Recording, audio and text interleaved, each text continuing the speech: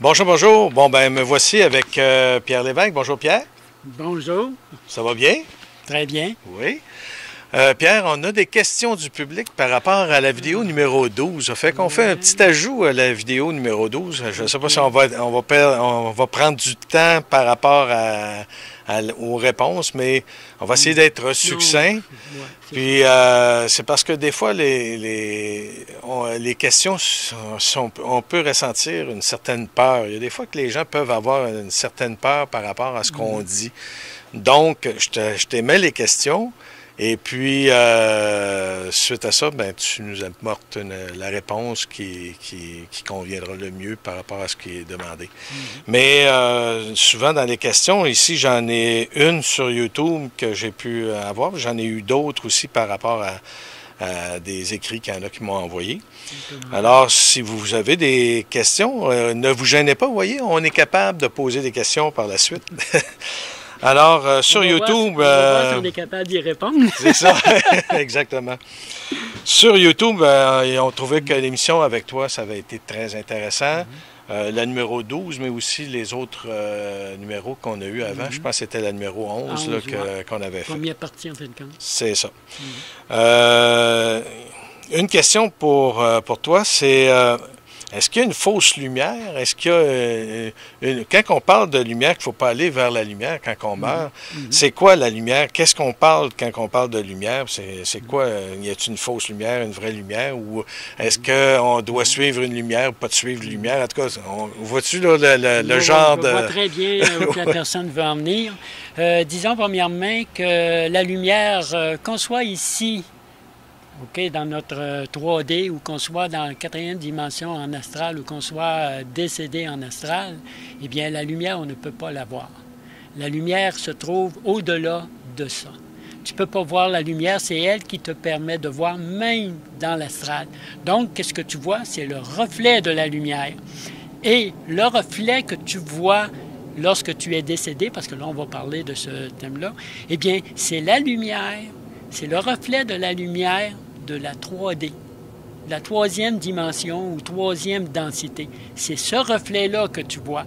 Et pour attirer les personnes dans ce reflet-là, bien, ils vont te faire les entités, ils vont te faire croire que, oh, bien là, des parents décédés, frères, sœurs, père, mère ou des cousins. Donc, des personnes que toi, tu connais, qui vont t'attirer pour te manipuler à continuer ton incarnation sous forme de réincarnation. Pour eux, là, c'est à jamais fini. Pour eux, là, c'est réincarnation sur réincarnation sur réincarnation. Ça, il y a une raison très, très bonne pour ça. C'est tout simplement qu'ils se nourrissent de ton énergie. Oh, d'accord. Mais c'est qui, ça, ces êtres-là?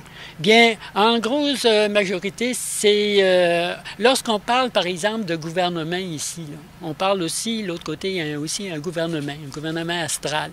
C'est les entités qui sont là, les fameux guides, les fameux êtres de lumière. Sais-tu qu'un être de lumière au niveau astral, là, c'est le reflet de ta lumière? Parce que toi, tant qu'il y a aussi longtemps que tu es rattaché à ton corps, à ta corde, soit à ton fil d'Ariane ou ta corde d'argent, lorsque tu es dans l'astral, tu émets une lumière. Et lorsque tu es en présence de ces guides-là qui sont suffisamment hauts en vibration pour refléter une lumière, bien, c'est ta lumière à toi qui reflète et eux, tu les prends pour des êtres de lumière. En fin de compte, c'est des entités, c'est des guides. Donc, la lumière que tu vois dans l'astral lorsque tu es décédé, bien, c'est tout simplement la lumière qui vient du plan matière et que veulent bien que tu retrouves ce plan de matière-là. Pour la raison que je t'ai donnée tout à l'heure, entre autres, là, pour la nourriture pour eux. Principale nourriture par les émotions. Est-ce qu'on peut donner un nom à ces êtres-là? Est-ce qu'il y a un nom à leur donner? Bien, ils ont des noms, oui puis non. C'est le cas de le dire oui et non. C'est des entités. C'est des entités astrales. La problématique dans l'astral, tu vas avoir une entité devant toi. Et cette entité-là, elle a accès à toute la bande de l'égrégore astral. Donc, elle peut prendre l'identité d'un proche. Exemple, comme moi, par exemple, mon père est décédé. Bon, elle peut prendre l'identité de mon père en tout point, même les choses personnelles qui ont été dites entre mon père et moi lorsqu'il était vivant, bien, il peut prendre toutes ces mémoires-là, les actualiser l'entité, comme quelqu'un, par exemple, qui ferait des imitations. Tu sais, il prend la voix d'un autre. Et à partir de là, bien, toi, si tu ne fais pas attention, tu es devant, tu penses réellement que tu es devant, comme moi, mettons, comme exemple, mon père. Sauf que, si tu lui dis, qui es-tu? Ben, tu vois bien, je suis ton père. Non, non, non, non. Je ne te demande pas qui tu es en train de représenter. Je te demande, toi, qui es-tu? Normalement, tu vas les voir se défaire puis ils vont disparaître. Pourquoi? Parce qu'ils utilisent la même pas la même technologie, mais on peut ainsi dire ça. Le même phénomène qu'ici dans la matrice artificielle, parce que c'est une matrice de représentation.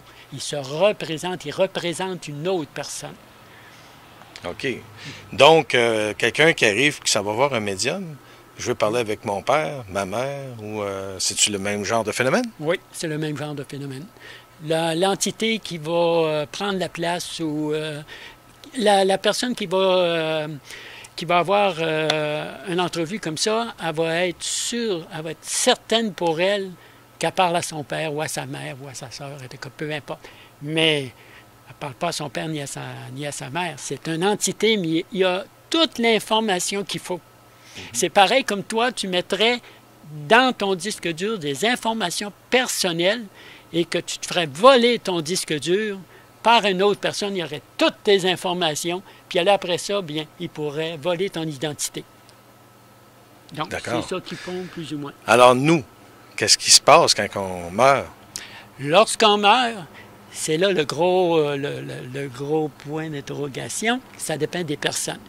Si une personne qui est très religieuse, peu importe la religion, là, musulman, catholique, hindouiste, peu importe, qui est très religieuse, lorsqu'elle va mourir, elle va être sûre qu'elle va être dans cet égrégore-là.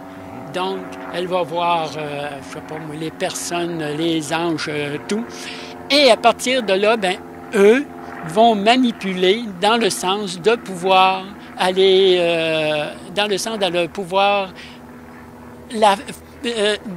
que cette personne-là puisse de nouveau se réincarner. Donc, tous les stratagèmes pour eux sont bons. C'est pareil comme, par exemple, ils se font passer pour n'importe qui. C'est pareil comme tu vois à court, le juge va te dire « Hey, qui te représente? » Si tu dis, habituellement, tu as un avocat qui te représente. Si tu dis « Non, non, je me représente moi-même. » Non, non, je suis là, je n'ai pas besoin d'être représenté. Il dit « Comme ça, tu te représentes toi-même. » Ben non, je ne me représente pas, je suis présent. Donc, lorsque tu arrives de l'autre côté, il faut être présent. Il faut que tu saches. Et là, eh bien, si tu vois une lumière, dis-toi bien qu'il ne faut pas que tu ailles ou il ne faut pas que tu sois attiré par cette lumière-là. Pourquoi? Parce que tu sais que la lumière, tu ne peux pas la voir. Donc, c'est un reflet. Puis ce reflet vient de là. Donc, c'est mieux d'attendre puis de scruter ton environnement astral et inévitablement, il y a un vortex qui va s'ouvrir. Et ce vortex-là, il ne sera pas de la lumière. Tu vas voir que c'est de l'énergie, tu vas voir que c'est une porte, c'est un vortex, mais ça ne sera pas aucune lumière. Et c'est là que tout se joue. C'est plus facile de retourner vers le connu que aller vers l'inconnu. Là, tout se joue là. Oui. Donc, il faut se placer souvent en situation inconfortable dans notre monde pour être capable d'affronter une situation inconfortable dans d'autres mondes? Ouais. Oui, mais sauf lorsque tu as l'information. relativement qu'est-ce qui se passe de l'autre côté. Si une personne est habituée à faire des voyages astro-conscients, comme moi, je voyage en physique, j'ai une matière électroplasmique, c'est sûr que lorsque je vais arriver de l'autre côté, la première chose que je vais rechercher, c'est ce que j'ai déjà vu, la matière électroplasmique. Et là, inévitablement, c'est comme deux aimants. Au lieu de faire « ça fait « zoom ». Et là, tu sors de la matrice. Parce qu'oublie pas, mort ou vivant, lorsque tu es dans l'astral, tu es dans la matrice artificielle. Tu es, on appelle ça souvent maître du monde. Ça, je ne peux pas répondre, je ne peux pas aller sur ce sujet-là parce que c'est vraiment complexe. Lorsque je parle des maîtres du monde, du gouvernement invisible, du gouvernement secret, ça, c'est un autre volet, là.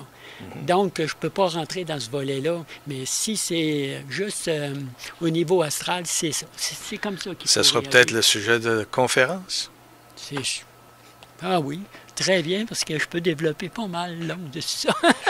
Bon, ben, ne gênez-vous pas pour poser vos questions. Et puis, comme vous voyez, on peut répondre aussi quand on a la possibilité, justement, de se contacter et tout. Et puis, n'oubliez pas, justement, de vous inscrire. À un moment donné, je vous fais parvenir, là, justement, si vous pouvez regarder, là, je vous fais parvenir en même temps un endroit pour vous inscrire à recevoir l'information directement chez vous, dans votre courriel, pour savoir justement si on a une conférence, quand est-ce qu'elle va avoir lieu, quand est-ce que je mets une nouvelle vidéo, quand est-ce que j'ai un nouvel article. Alors, ne gênez-vous pas pour vous abonner. Merci beaucoup. Ça me fait plaisir.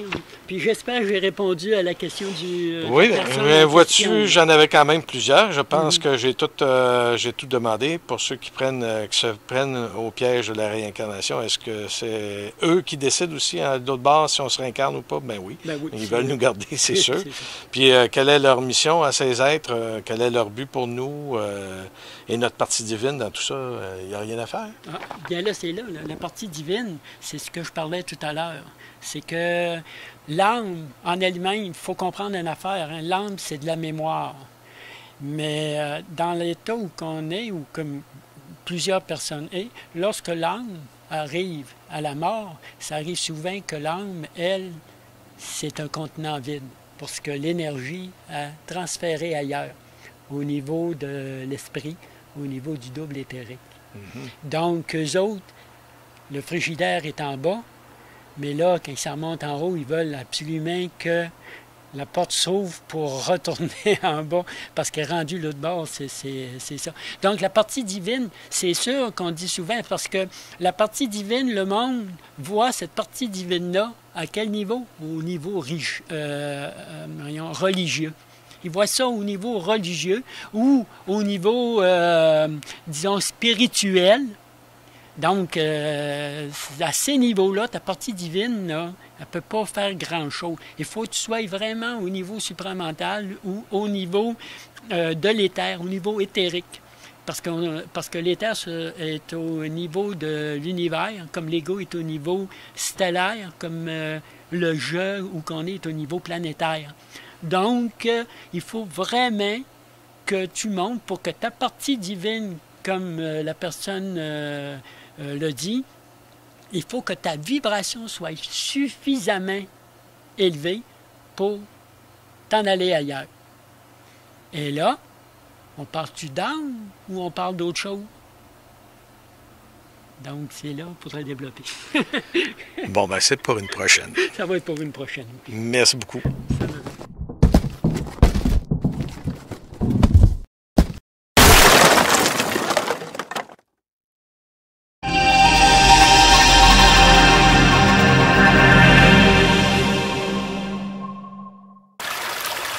Bonjour tout le monde, nous voici encore une fois avec Pierre Lévesque. Bonjour Pierre. Salut Denis. Comment ça va? Ça va très bien. Oui, aujourd'hui on est chez Pierre directement, puis comme vous avez vu la dernière vidéo, la vidéo numéro 12, on avait parlé en fin de compte d'un endroit que Pierre avait sacralisé chez lui, ou sacré. Alors, si tu veux nous parler un petit peu, Pierre, de qu'est-ce que tu as fait Exactement. Oui, premièrement, je vais te parler d'où m'est venue cette idée-là. Super, Okay? oui. Ouais. Donc, on entend souvent parler des lieux sacrés, puis que les anciens consacraient eux-mêmes. Donc, je me suis dit, eh bien, pourquoi pas que je pourrais pas en consacrer un, moi, à la maison. Donc, on sait très bien que les anciens, lorsqu'ils trouvaient un endroit où que l'énergie était le plus ou moins un peu plus dense que l'environnement, donc, ils prenaient ce centre-là comme le centre du lieu sacré et ils déposaient ce qu'on appelle un menhir pour faire une connexion entre l'énergie tellurique de la Terre et l'énergie éthérique du ciel. Et à partir de là, ils déterminaient vraiment une circonférence pour permettre à une cheminée, qu'on appelle une cheminée tellurique, de se produire. Donc, une cheminée tellurique, ça ressemble un peu à un vortex. Il part de l'endroit du menhir, il monte, et l'énergie qui s'écoule comme une fontaine, par exemple, va se délimiter en fonction du cercle que tu as pu faire, puis la cheminée, le centre de la cheminée est au centre de ce cercle-là. Donc, ces lieux sacrés-là servaient à la communauté. Le monde pouvait l'utiliser, ça dépend aussi de l'intention que les druides faisaient pour consacrer leur lieu. Donc, ce lieu-là pouvait servir, par exemple, à la régénération des cellules, il pouvait servir au bon maintien de la santé des personnes, ainsi de suite. Donc, moi, je me suis dit, de quelle manière que je peux faire pour, dans ma cour arrière, consacrer un lieu. Donc, j'ai été au renseignement. Donc, okay. J'ai demandé... Là, tu as demandé, ouais, c'est ça, à qui tu demandes ça? Toi, tu es en contact avec quoi? Moi, je suis en contact avec ce qu'on appelle, ce que j'appelle des extratemporels, parce que les extratemporels ne sont pas de la même nature que extraterrestres, infraterrestres ou intraterrestres. Les extratemporels, c'est vraiment une couche temporelle, parce que la Terre c'est comme j'avais déjà expliqué, là, je vais pas... Bon, c'est comme une couche d'oignon avec des différentes densités temporelles. Et les personnes avec qui que je suis en contact sont principalement de la 8e densité temporelle. Donc, qu'on pourrait appeler une terre de cristal et de quartz, comparativement à nous, que le quartz et le cristal est recouvert d'une pellicule qu'on peut dire de carbone. Donc, on est sur une terre de carbone. Donc, si je comprends bien, les extratemporels sont des terriens. Oui, mais d'un effectivement. autre temps. Ouais. Ou d'une autre couche. C'est d'une autre couche. Ils sont au même temps que nous, mais ils ne font pas partie du temps linéaire, mais du temps événementiel. Okay. Donc, ils ne font pas partie de la matrice artificielle, mais font partie de la matrice originelle. Okay. Ils sont à l'extérieur de cette matrice artificielle-là. Donc, ici, on voit un petit peu l'arrangement que tu as fait ici. Là, si je pense, on peut regarder ça un petit peu. Qu'est-ce que c'est qu'on voit? Oui. Déterminer cet endroit-là pour sacrer, puis trouver un endroit qui était plus dense. Tu mentionnais que tu fais ça de quelle façon? Oui, mais ça, c'est lorsqu'on fait ça dans la nature. Donc, tu vas te promener dans la nature, un boisé ou un champ, ça... Tu peux faire ça. Mais ici, dans une cour, ici aussi petite que ça, donc mon point de départ n'était pas le lieu lui-même. Okay. Mon point de départ était vraiment de quelle manière que je pourrais mettre mon cercle qui va déterminer la cheminée tellurique. Et à partir de ça, c'est pour ça, par exemple, que tu vas consacrer un lieu dans la nature tel comme je l'ai expliqué au tout début. Il va être opérationnel presque immédiatement. Okay. Tandis que le lieu ici, je l'ai consacré seulement cet été. Il va être plein fonction ou opérationnel seulement l'année prochaine. Okay. Oui, parce que il faut qu'en premier lieu, que l'énergie que je te parle, la condensation, il faut que je puisse concentrer cette énergie-là à un point bien précis pour que cette concentration-là ait suffisamment de puissance pour créer la cheminée ensuite. Okay. Donc, et ça, eh bien, on va le montrer tout à l'heure, j'ai une pierre qu'on appelle de charge, puis c'est le soleil qui va charger la pierre. Okay. Mais sous la pierre, là, parce qu'un menhir, c'est pas seulement à la surface, hein. Un menhir, c'est aussi à l'intérieur de la terre.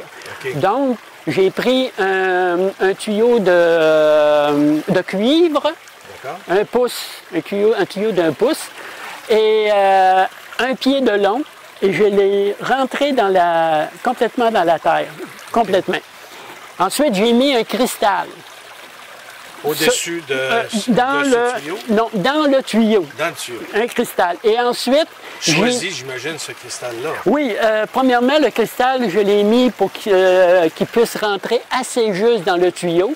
Parce que plus que ton cristal va être gros, mieux qu'il va être. Okay. Et il y a environ 1,5 pouce environ de long, avec pas 2 pointes, une seule pointe. Puis avec une base de quartz, pour que vraiment la connexion se fasse. Autrement dit, la base de quartz fait la connexion avec la terre et la pointe du cristal fait la connexion avec l'éther. OK, donc c'est dans le bas du tuyau que le cristal se trouve. Puis le quartz, en réalité, est pris et collé sur le. Non, le quartz, c'est comme ça.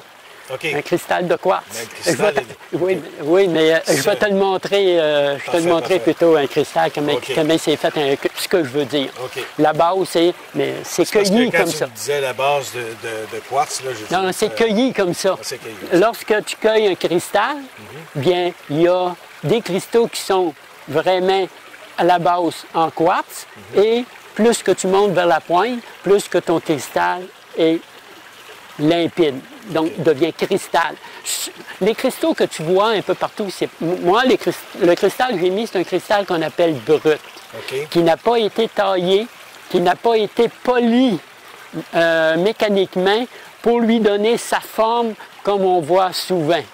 Donc, c'est un cristal brut qui est très important pour faire sa connexion avec la terre. À partir de là, sur le cristal, je mets des pierres noires.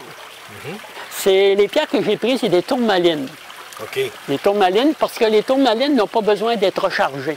Est-ce que tu peux me montrer, c'est quoi la pierre? À quel endroit tu pas dans je peux te montrer où, mais je vais te montrer d'autres pierres que j'ai, le cristal comme la pierre de tourmaline. Et après ça, j'ai ce qu'on appelle une pierre de roche. La pierre de roche que j'ai, c'est une pierre que j'ai prise dans le bas du fleuve, de la mer. Puis elle est, je vais te la montrer aussi, puis elle a au moins 4 à 5 pouces d'épais. Et cette pierre-là touche au tuyau. Et le tuyau, lui, est rempli de tourmaline. Le cristal est rempli de tourmaline à peu près, on peut dire 3-4 cm là, de la surface du tuyau. La pierre, je l'ai enfoncée pour qu'elle soit vraiment en contact du tuyau. Pourquoi un tuyau de cuivre? Parce que le tuyau de cuivre, c'est un isolant en lui-même. C'est pas juste un isolant, mais le cuivre, on l'utilise en électricité parce que c'est un bon conducteur d'électricité. Donc, après ça, j'ai mis une pierre qui ressemble le plus possible à une pierre, à un menhir. Et au-dessus de ça, j'avais déjà un morceau de fer brut qui vient directement j'ai travaillé à LG2, donc à la baie James, qui vient de là, donc qui est plus proche du pôle Nord que nous. Donc, je le mets comme récepteur ou comme contact. Mais ça, c'est pas une obligation, c'est parce que moi, je l'avais. Donc, je l'ai déposé sur le dessus. À partir de là, j'ai fait mon cercle, puis je l'ai mis en fonction de 12 pierres. Est-ce que c'est ces 12 pierres? Oui, là, c'est les 12 que tu vois. Comme tu vois ici, tu en as une à tes pieds, tu en as une, donc ça fait un cercle.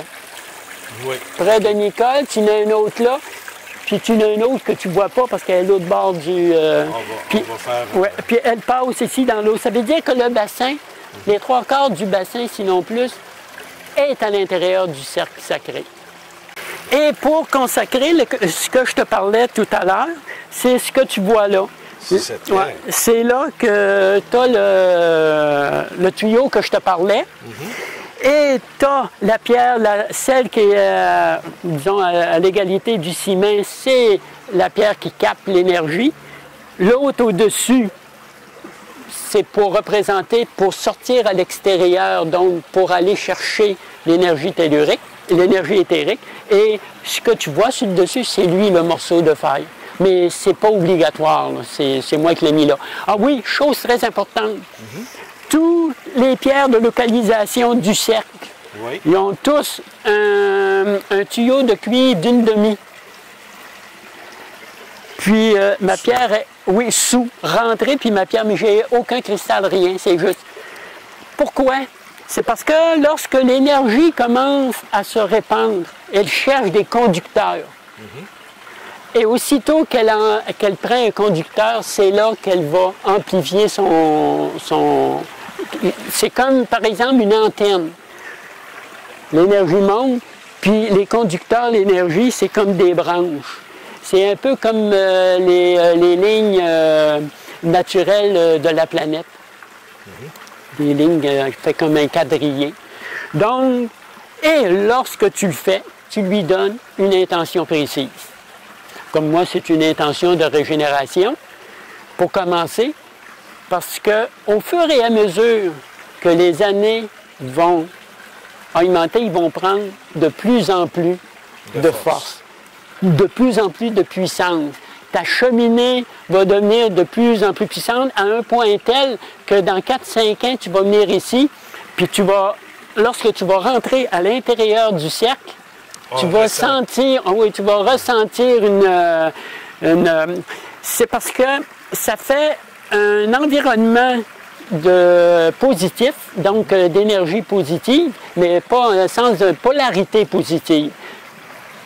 Ton corps électromagnétique est lui aussi de polarité positive.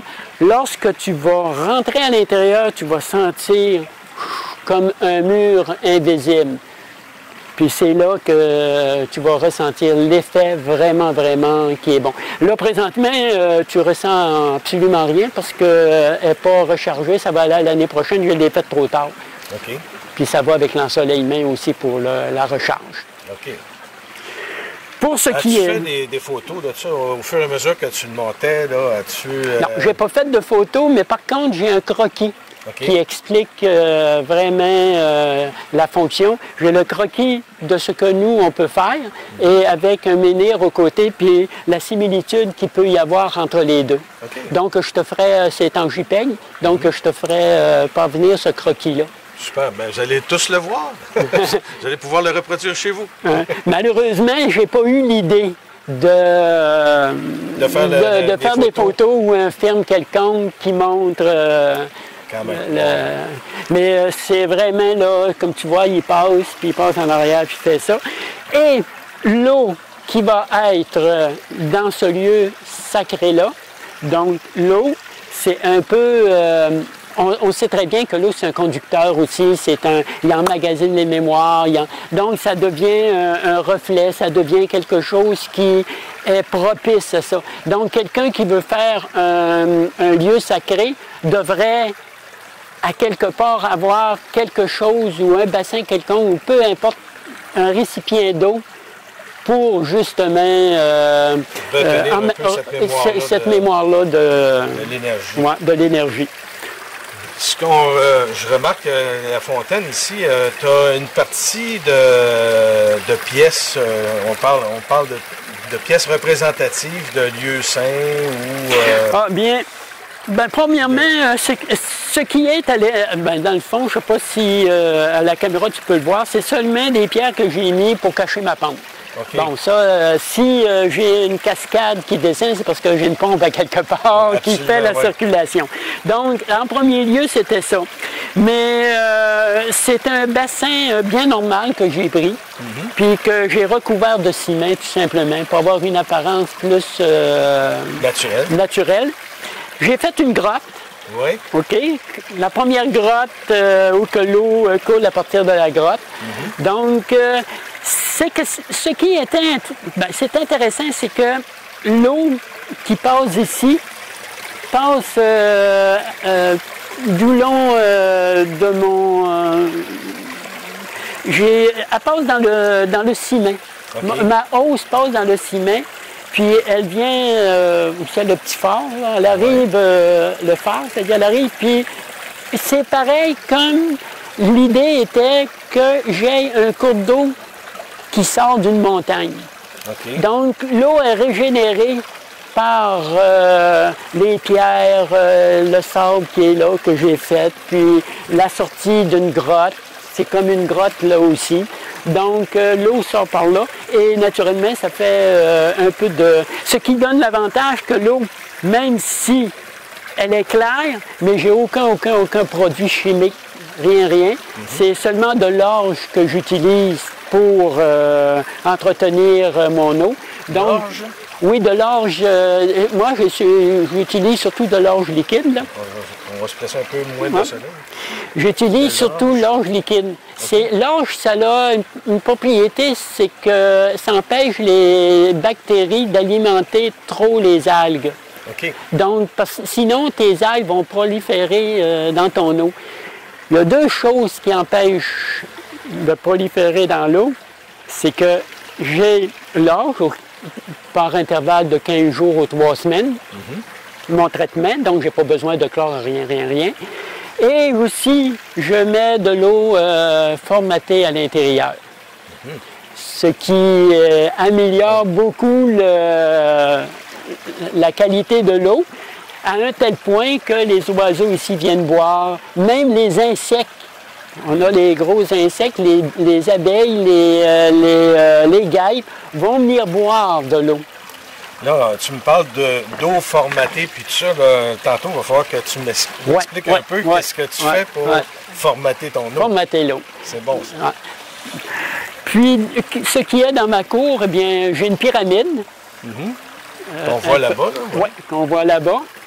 Donc, cette pyramide-là, c'est plus...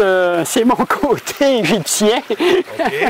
Mais disons que c'est seulement une... c'est sûr, elle est vide. Tu peux mettre quelque chose à l'intérieur. Mais c'est juste comme décoration. J'ai rien de spécial que j'ai mis ça pour les pyramides. Mais j'ai un contact à l'extérieur de la pyramide avec une autre pyramide. L'autre que tu vas voir à l'intérieur, elle sert à quelque chose. OK. Et une petite grotte là, que j'ai faite comme décoration. Avec des grenouilles? Avec les grenouilles à l'intérieur, c'est une balançoire. Donc, c'est vraiment comme décoration. Puis, là, tu n'as plus d'arbres fruitiers trop tôt. Là. Disons que j'avais des framboises, une vigne, des topinambours, donc différents qui fait mon petit coin de paradis. Puis l'été, je mets une paillasse pour avoir plus l'intimité, mais aspect du sud. Okay. Ça fait vraiment... Donc, pour ma cour à l'intérieur, là, je n'ai pas fini. J'ai encore des travaux à faire dans ma cour, à continuer ma terrasse, et ainsi de suite. La terrasse, c'est moi qui l'ai fait tout au complet, avec des pierres, à part des pierres de localisation, là, les pierres que tu vois comme ça, des pierres qui viennent de la mer, du bas du fleuve, des pierres marines. Donc, ça a un certain cachet poli par la mer et tout ça. Donc, c'est un peu ça. C'est ma cour arrière. Super. Bien, je suis content d'avoir vu ce que toi, tu parlais d'avoir un endroit sacralisé. Oui, sacralisé, c'est consacrer un endroit. Donc, pour obtenir un endroit sacré, un lieu sacré, tu consacres. Et non pas, tu ne trouves pas. Même les anciens ne trouvaient pas un lieu sacré. Okay. Ils le consacraient. Okay. Un peu comme de la manière que je te disais. Parce que quelqu'un me disait ça, oui, mais comment tu peux faire pour consacrer un lieu pour les anciens et les autres? J'ai dit, penses-tu qu'un ancien, les anciens qui faisaient ça, arrivaient déjà, le menhir là, les pierres de localisation, tout? Non, non, il dit, c'est pas comme ça fonctionne. Et chaque lieu sacré, anciennement, était, en principe, c'était fait par ce qu'on appelle des druides. Donc, c'est les anciens magiciens. C'est pas des sorciers, mais c'est un autre type, des druides. Donc, ils consacraient un lieu tout simplement. OK. Puis là, ici, bien, s'il va être effectif surtout à partir de l'année prochaine, qui va commencer vraiment à avoir une On va revenir signification. pour voir si on ressent quelque chose. L'année prochaine, probablement que non. Hein? Non, parce que il faut... le problème qui arrive, c'est que moi, dans la cour ici, j'avais pas d'endroit où que l'énergie était déjà présente, densifiée. OK. Puis là, j'aurais dit, OK, là, j'ai mon énergie, je mets un menhir, une grosse roche, parce que là, ça prend quelque chose de gros. Un menhir, c'est pas une petite affaire comme ça, là, ça prend quelque chose de gros. Moi, c'est juste la représentation, on peut presque dire ça, miniature d'un lieu sacré. OK. Et là, bien, il faut que la pierre se charge, il faut que les cristaux se chargent, il faut que le lieu en lui-même se charge pour créer là, ce qu'on appelle une cheminée tellurique. Pour que cette cheminée-là tellurique puisse se développer suffisamment grand et haut pour que sa retombée puisse faire la jonction avec les pierres de localisation. Donc, c'est pour ça que c'est pas tout de suite. Ça va faire peut-être 3-4 ans avant que tu sentes quelque chose, peut-être même avant. Je ne sais pas, ça va dépendre de... C'est drôle, j'ai confiance qu'on le sente avant. Oui, ça se peut. Ça se peut que l'année prochaine même, lorsque la pierre de charge va être complètement... va avoir chargé les pierres et le cristal, et peut-être là, il va y avoir un début de cheminée, parce qu'avant de faire la cheminée, il y a des courants... lorsqu'on entend parler d'un nœud tellurique, tu as déjà entendu parler des nœuds telluriques, c'est l'endroit où il y a une rencontre de deux courants. Savais-tu qu'un arbre, lorsqu'il est planté n'importe où, forme un nœud tellurique à cause de ses racines qui vont aller traverser les lignes horizontales et les lignes verticales, pas verticales, mais les lignes de croisée horizontale. Donc, il va aller chercher les énergies et lui, l'arbre, en se développant, va former lui-même un nœud tellurique. Ici, j'avais un arbre. Où c'est que la pyramide est? La pyramide est justement sur la souche de cet arbre-là, ce point-là. Donc là, il y a un nœud tellurique sur.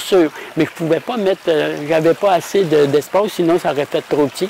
Donc, c'est pour ça que je l'ai fait ici. Mais il y a plusieurs personnes qui ne savent pas ça. Puis plus que l'arbre est gros, plus que le nœud va être important. Même après que l'arbre est coupé. Parce que moi, j'avais un arbre argenté, puis j'ai été obligé de le faire couper à cause des fils qu'il y avait ici. Il devenait dangereux pour puis l'hydro... l'hydro, il venait ici faire les mondages 2 à 3 fois par année.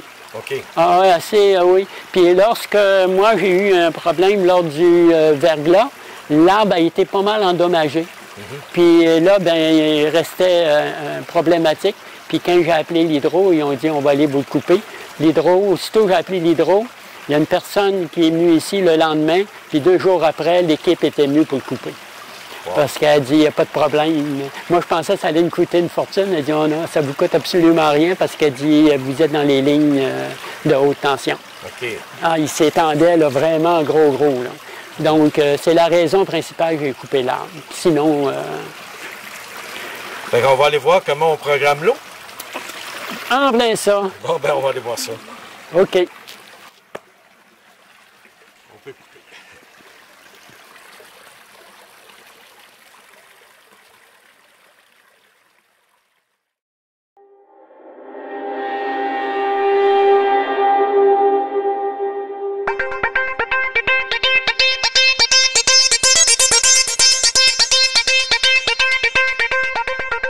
Donc, ce que j'ai fait, moi, on dit souvent presque trafiqué, j'ai modifié un mixeur, un mélangeur. Mon premier mixeur que j'ai modifié, c'était un mixeur de bas de gamme. Il fait la job, mais un, il est bruyant, et deux, ton vortex, là, bien, l'eau était tellement brouillée dans le fond, parce que les vitesses, tu n'étais pas capable de contrôler vraiment tes vitesses. OK. Donc, ça brouillait énormément l'eau, puis c'est juste à peu près la moitié du vortex que tu pouvais voir sur le dessus.